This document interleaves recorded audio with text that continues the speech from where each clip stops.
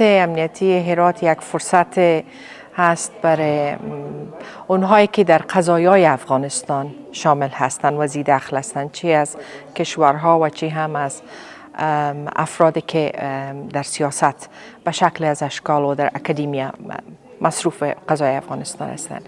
البته فضا یک فضای خودمانی هست با تمام محدودیت های قابل درک، اما فکر میکنم سوال های بسیار جدی مطرح شد که ضرورت به پاسخهای بسیار اساسی داره.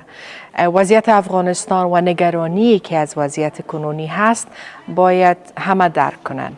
این به این معنا نیست که تنها مخالفین سیاسی طالبا ایره میفهمم، دنیا هم باید بفهمه که با چه سرنوشتی میتونن مواجه باشن و معلومداری بحثای ما بحثای جدی هست که من فکر میکنم در سطح پالیسی بعضی کشورها در یک مرحله میتونه تاثیرات بسزای خود داشته باشه. معلومدار بعد از واگذاری